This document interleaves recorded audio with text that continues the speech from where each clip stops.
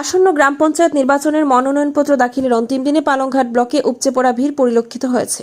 Block কার্যালয় প্রাঙ্গণে উৎসবমুখর পরিবেশের সৃষ্টি হয়।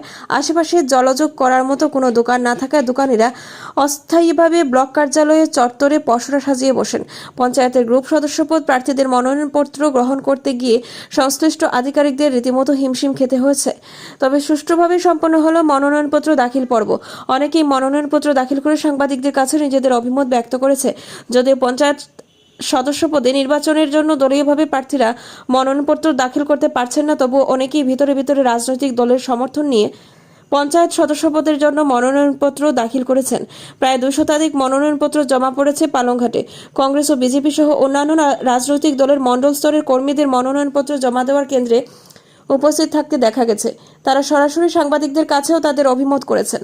প্রতিটি দলই নিজেদের জয় নিয়ে আশাবাদী। এ নিয়ে পালংঘাট ব্লক কংগ্রেসের সভাপতি ওম প্রকাশ সিং ও পালংঘাট ব্লক মণ্ডল বিজেপির সভাপতি অপূর্ব দাস সহ সজল হক বরভুইয়া, জামাল উদ্দিন লস্কর ও অন্যান্য প্রার্থীরা জানান,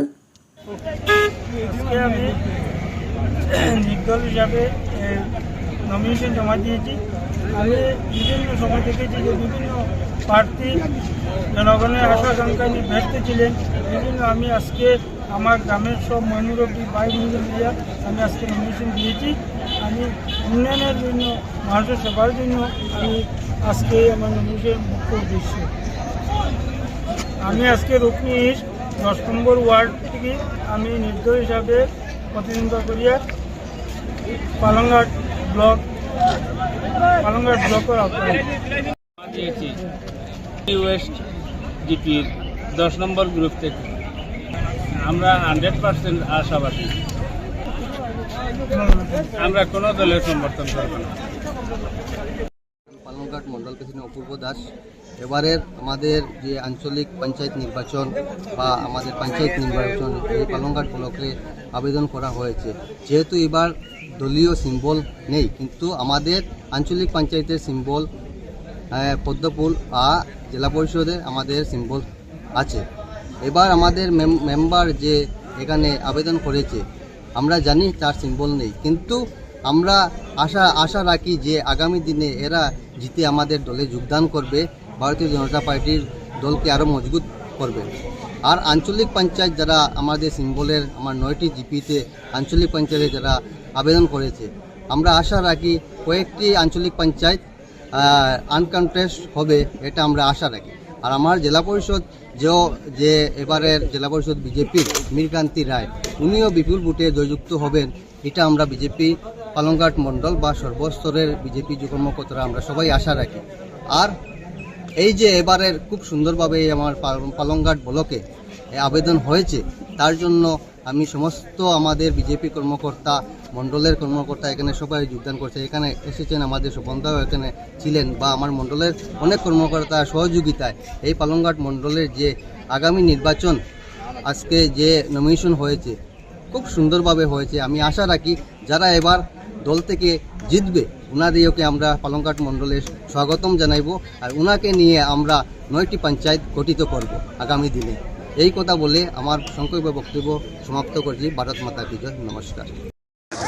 90টা যে ওয়ার্ড আছে, 90টার মধ্যে 90টাই আমরা কংগ্রেস সমর্থিত প্রার্থী দিয়েছি, এবং কোনো কোনো ওয়ার্ডে 1-এর অধিকও প্রার্থী আছে আমাদের সমর্থিত।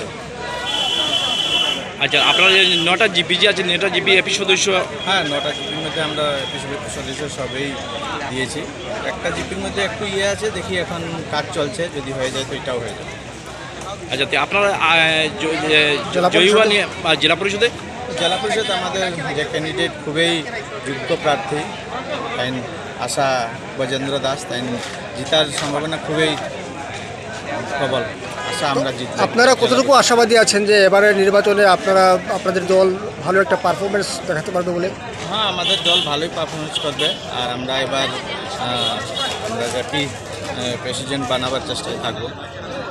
আর অধিকাংশ জিপি সভাপতি পদে আপনারা মানে কীভাবে চাইবেন যে জিপি সভাপতি দখল করতে পারবেন? হ্যাঁ, আশা তো আমরা 5-এর অধিক জেতার সম্ভাবনা। আগে আমার স্ত্রী পঞ্চায়েত প্রতিনিধি আসলা, ভুবনদর জিপির অনেক মানে জনগণে চাইছো যে আবার আমার স্ত্রীরে ভুবনধর জিপির মেম্বার সদস্য হিসাবে আবার প্রতিদ্বন্দ্বিতা করার জন্য আমারে আশীর্বাদ করছে। তাই আমরা জনগণের স্বার্থে আজকে আমাদের এই ব্লক পালংঘাট ব্লকে আমরা আজকে নমিনেশন দাখিল করার জন্য এসেছি। উমারানী দাস। নমিনেশন হ্যাঁ দিয়েছি সুন্দরভাবে সুষ্ঠুভাবে বিডিও সারেন লইছে। আচ্ছা এসে আগামী দিনে আমি চাই আর যে জনগণের স্বার্থে আমি আমার স্ত্রী এবং আমার এই যে জনগণ এরা মিলিয়ে আমার এই 1 নম্বর গ্রুপটারে যাতে আরও সুন্দর এবং আরও ভালো উন্নয়নের দিকে আগিয়ে নিতে পারি, এই আমার ইচ্ছা।